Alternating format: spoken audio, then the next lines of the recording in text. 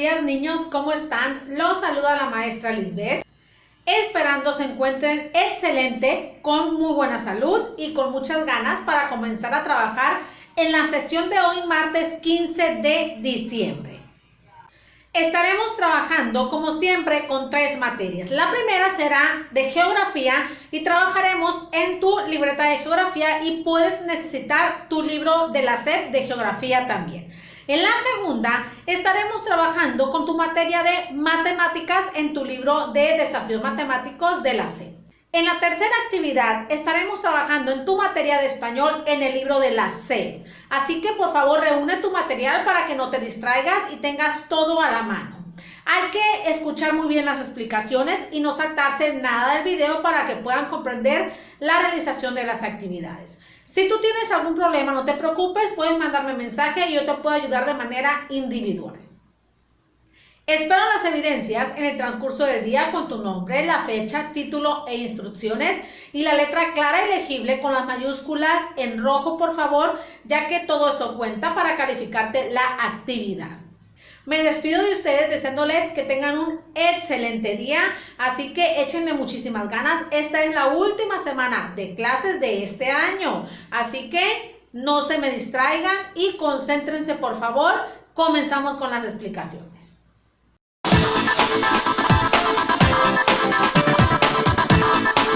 Excelente, niños, vamos a comenzar con tu primera actividad del día de hoy. Vamos a trabajar con tu materia de geografía en tu libreta, pero también te puedes apoyar con tu libro. Yo te voy a decir las páginas cuando pasemos a la actividad. Vamos a trabajar el tema de los climas que existen en los continentes y en el mundo.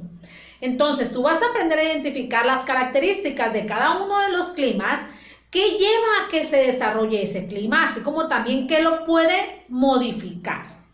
Pero tú, ¿sabes qué tipo de clima hay en tu región o donde vives? ¿Tú has escuchado en la radio o en la televisión que estamos a 15 grados, a 16 grados o algunas veces e incluso en otras ciudades estamos a grados bajo cero? Bueno, ese es el clima. En cada país, en cada región existe un clima distinto. Cada uno de los climas tiene su vegetación, tiene su fauna y tiene los aspectos que lo pueden modificar. El clima de cada región depende muchas veces de las condiciones climáticas y de otras pequeñas cosas. Pero, ¿qué será el clima o por qué se le llama clima? Bueno, el clima es el estado del tiempo, la temperatura y la humedad que existe en cierta región. Cada región tiene un clima distinto. No todas las regiones van a tener el mismo clima. Pero ¿por qué surge el clima? ¿Por qué se desarrolla el clima? El clima es determinado por estas condiciones: temperatura, precipitación, viento, humedad y presión atmosférica. De estos va a depender el tipo de clima de tu región. ¿Pero qué es cada uno? Bueno, la temperatura es la intensidad de calor que existe en tu región. Eso es la temperatura. ¿Qué tanto calor está haciendo? Con eso se va a medir la temperatura. El segundo determinante del clima es la precipitación. ¿Qué es la precipitación? Es el agua que cae de la atmósfera. Puede ser en forma de lluvia, de granizo o de nieve. Eso es la precipitación. El agua que cae de la atmósfera. Y puede haber 3 representaciones: lluvia, granizo y nieve. La tercera es el viento. ¿Qué es el viento? Es el aire que está en movimiento en todo nuestro planeta. Eso es el viento y es un determinante del clima. La cuarta es la humedad. ¿Qué es la humedad? Es el vapor que existe en el aire. ¿Qué tanto vapor se siente en el aire? Eso es la humedad. Ahora, el quinto elemento que determina el clima es la presión atmosférica. ¿Qué es la presión atmosférica? Es la fuerza del aire. ¿Qué tanta fuerza tiene el aire que existe en nuestra atmósfera, en nuestro alrededor? Esos 5 elementos son los que determinan el tipo de clima que va a existir en tu región. Pero también al clima lo modifican otros factores. Ahorita solamente se los voy a mencionar. tienen distintos factores que llegan a modificar el clima, los cuales son la altitud, la latitud, las corrientes marinas, los relieves, etc. Estas son las que modifican al clima de tu región. Por esto es por lo que el clima se modifica. ¿Qué significa modificar? Que cambie. El clima no siempre va a ser el mismo. Por lo tanto, los culpables de que el clima se esté modificando, esté cambiando, son la altitud, la latitud, las corrientes marinas y los relieves. Cada clima tiene su propia fauna y su propia flora. Pero, ¿cuántos tipos de clima existen en todo el mundo, en los continentes o en nuestro planeta Tierra? Existen 5, que son los siguientes. El tropical, templado, seco, frío y polar. Estos 5 tipos de clima, cada uno es distinto. Cada uno tiene sus propias características y yo te las voy a decir. El primero que vamos a trabajar ahora es el tropical. ¿Cuáles son las características del clima tropical? Este presenta temperaturas altas, pero todo el año llueve y tiene lluvias abundantes. ¿Qué quiere decir abundantes? Que la cantidad de agua que cae es muchísima. En este tipo de clima, la vegetación que se observa son árboles y arbustos. Y la fauna que existe en este tipo de clima son las aves, anfibios, reptiles, insectos, tigre, jaguar, etc. Estos animales viven en este tipo de clima debido a las características que tiene, que yo les acabo de mencionar, las cuales son que tiene temperaturas altas, que llueve todo el año y el tipo de vegetación que aquí se encuentra. Ahora, el segundo tipo de clima es el templado. Pero, ¿cuáles son las características del clima templado? Este llega a presentar las 4 estaciones del año de manera visible. Estas 4 estaciones del año surgen sin ningún problema en este tipo de clima. El invierno, el verano, el otoño y la primavera. Esas 4 estaciones se llegan a observar muy fácilmente en este tipo de clima. Las temperaturas en el clima templado son medias, o sea que no hace ni frío ni calor. Son medias, intermedias de las 2 que les acabo de mencionar. En su flora podemos observar coníferas, pastizales y el roble. Pero en su fauna pueden presentar distintos tipos de animales, tales como el oso, la ardilla, el alce, puma, zorro, pájaro, entre otros. Este es el clima templado. Ahora pasamos al clima seco. ¿Qué características tiene el clima seco? Bueno, en el clima seco hay temperaturas extremas. Casi nunca llueve. ¿Por qué se le dice temperaturas extremas? Porque en la mañana hace mucho calor y en la noche o en la tarde hace mucho frío. Por eso se le consideran temperaturas extremas.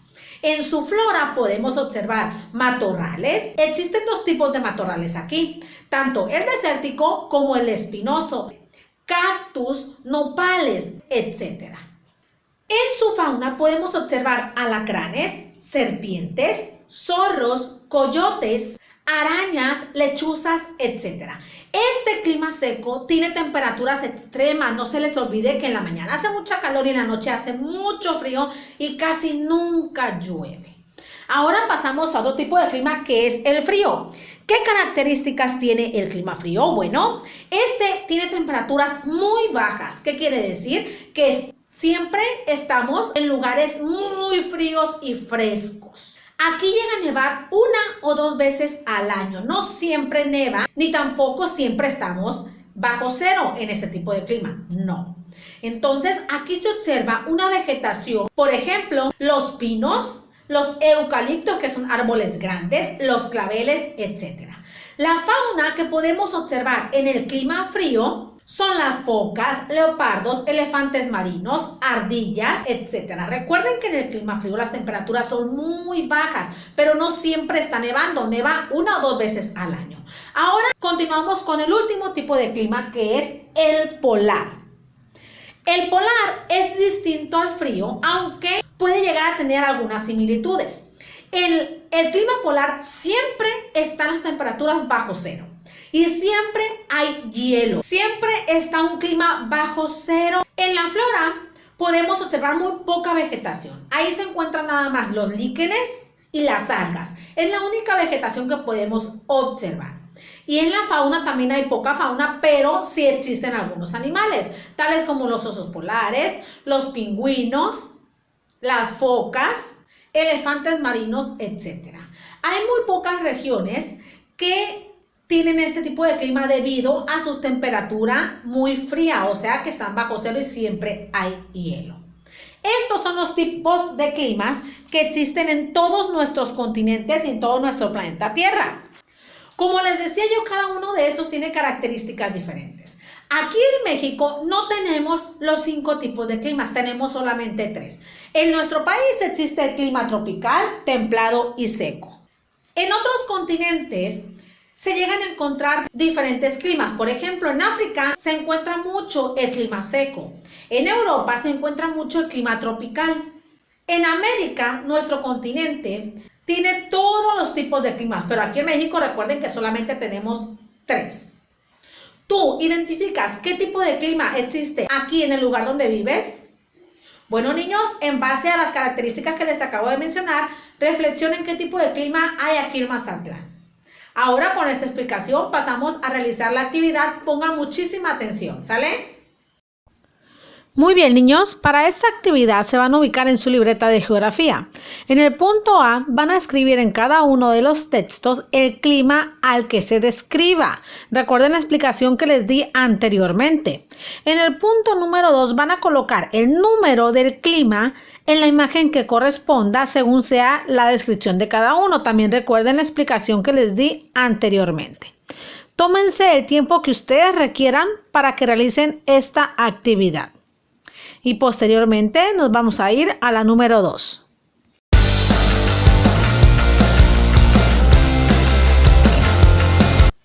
Excelente, niños. Vamos con la actividad número 2 que la vamos a realizar en tu materia de matemáticas en tu libro de la C. Ahorita les voy a explicar en qué página, pero primero quiero que escuchen las explicaciones que yo les voy a dar ahorita. ¿Sale? Vamos a trabajar con el tema que hemos venido repasando en toda esta semana, que es representación de fracciones. Pero primero les voy a recordar otra vez qué son las fracciones y cuáles son sus elementos y cómo se deben de representar. Dijimos que una fracción es cuando un todo, cuando una figura geométrica, una recta o alguna cantidad se divide en partes. Y esto lo podemos utilizar en nuestra vida diaria, en la escuela, etc. Las fracciones tienen 2 elementos muy importantes, el numerador y el denominador. El numerador es lo que nosotros vamos a tomar de esa fracción, lo que nosotros vamos a colorear o a encerrar de esa fracción. Y el denominador son en las partes que vamos a dividir la recta, la figura geométrica o la cantidad. Si la cantidad dice 3, la vamos a dividir en 3. Si la cantidad dice 5, la vamos a dividir en 5. Hay que recordar. Bueno. Cuando una fracción es mayor al entero, recordemos que el numerador, que es el que está arriba, es más grande. Por lo tanto, vamos a necesitar más de una figura geométrica, más de una recta. Cuando es menor al entero, el numerador es más pequeño. Por lo tanto, necesitaremos nada más una figura geométrica y una recta. Nosotros hemos venido trabajando 3 representaciones de fracciones. La numérica, que es mediante una suma. La de figuras geométricas, que es mediante figuras geométricas, por ejemplo, cuadrados, triángulos, rectángulos, círculos, etc. Y la última, que es recta numérica, que son segmentos lineales y todas deben de estar divididas en partes iguales. No pueden estar divididas de diferente manera o uno más grande que otro. No, tienen que estar divididas en partes iguales. Ahora sí te explicaré lo que vas a realizar en tu libro de matemáticas de la C, en tu página 50 y 51 de este mismo libro. Ok, solamente vamos a realizar el punto 2 y el punto 3. El punto 1 no se realiza, ¿entendido? Ok, pasamos al punto 2. La consigna dice así: dadas las siguientes fracciones, escriban 2 maneras más de representar el mismo número. Los primeros 2 casos están resueltos. Ahí te proporcionan 2 ejemplos. Entonces, lo que ustedes van a realizar en el punto número 2 es realizar 2 representaciones numéricas que nos dé la fracción que ahí te proporcionan. Por ejemplo, La primera que dice ahí es 9 décimos. Aquí vamos a realizar dos sumas distintas para representar 9 décimos. Por ejemplo, 8 décimos más 1 décimo. Ahí está un ejemplo. ¿Sale? Vamos a realizar otro ejemplo. ¿Ok? 3 décimos más 3 décimos más 3 décimos.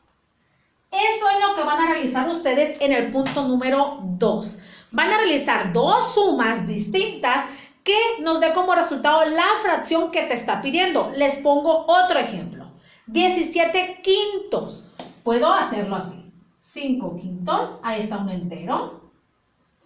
Otro 5 quintos es otro entero.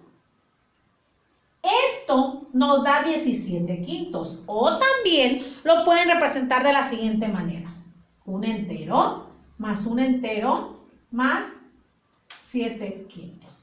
Recordemos que un entero de quintos son 5 quintos. Otro entero son 5 quintos y 7 quintos. Esto nos da a nosotros 17 quintos. Así van a realizar ustedes el punto 2. Tienen que realizar dos sumas diferentes que el resultado sea la fracción que aquí les están pidiendo. ¿Sale? ¿Ok? En el punto número 3 van a realizar primero la suma de fracciones y después esa suma la van a representar con una figura geométrica, así como yo lo tengo aquí. Aquí están los tres tipos de representación de fracciones: numérica, figuras geométricas y recta numérica. Entonces, en el punto número 2 vamos a utilizar las figuras geométricas, pero lo que vamos a realizar primero es realizar la suma o resta de fracción. Lo vamos a realizar con el método cruzado para que no se me confundan, ¿sale? 8 por 4, ¿cuánto es? 32 y se coloca aquí. Ahora cruzado, 1 por 8, 8. 4 por 20, ¿cuánto es? Ok, se suma al final. Ok, aquí nos dio 88/32, pero podemos hacer la fracción más pequeña para que cuando la representemos con figuras geométricas no nos resulte difícil. La mitad de 88 son 44. La mitad de 32, ¿cuánto es? 16. Podemos seguirla haciendo más pequeña. ¿Sale? Muy bien. La mitad de 44, ¿cuánto es? Ok, 22. Y la mitad de 16, 8. La podemos seguir haciendo más pequeña hasta que ya no se pueda. La mitad de 22 es 11 y la mitad de 8 son 4. Hasta ahí queda esa fracción. ¿Por qué? Porque a 11 no se le puede sacar mitad y a 4 por lo tanto tampoco. Entonces, ustedes me van a realizar una figura geométrica que represente a este. Si ustedes se dan cuenta, tienen que ser 11 cuartos. Entonces, todas las figuras las tenemos que partir en 4 hasta llegar a 11 cuartos. No le hace que sobren. También la última figura tiene que estar partida en cuartos. Por ejemplo, si yo dibujo este, ahí apenas tengo 4 y ocupo 11. ¿Ok? Aquí van 8. 1, 2, 3, 4, 5, 6, 7, 8. Todavía me falta para 11. Por lo tanto, tengo que dibujar otra figura partida en 4. 8, 9, 10, 11. Ahí está y me sobra 1. Si ustedes me hubieran hecho esto, está mal realizada la representación de figuras geométricas porque todas las figuras tienen que estar partidas en 4 y esta última estuviera en 3. Por lo tanto, tiene que estar partida en 4 y aunque sobre 1. Eso realizarán en el punto 2. Les recuerdo, van a realizar la suma de fracciones y después el resultado lo van a representar con una figura geométrica. Para que no se les dificulte, vayan haciendo más pequeño, o sea, simplificando la fracción, sacándole mitades hasta que ya no se pueda. ¿Para qué? Para que no hagan una figura muy grande. Y si es mayor del entero, ustedes me tienen que dibujar las figuras que sean necesarias para llegar a esta fracción. Aquí me pedían 11 cuartos, por lo tanto dibujé 3 figuras partidas en 4 y me sobró una. ¿Por qué? Porque nada más ocupé 11. No importa que me haya sobrado una, no le hace, pero tenían que ser divididas en 4 figuras. ¿Entendido?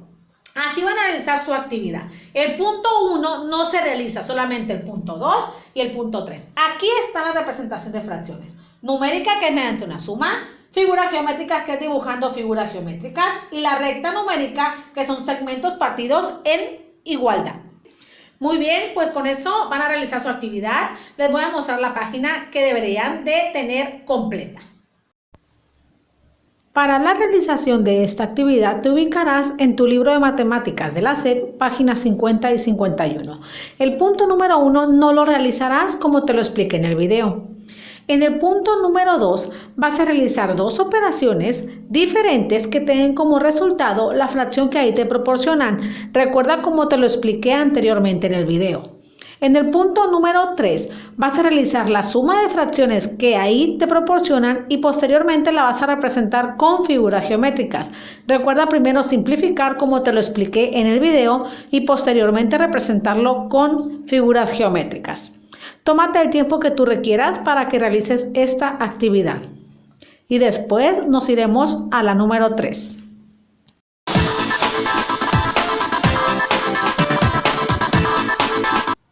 Muy bien, niños, vamos a iniciar con tu actividad número 3 y la última en tu materia de español.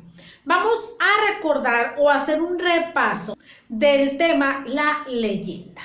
Vas a recordar otra vez qué es la leyenda, cuáles son sus elementos, ejemplos de estas, etc.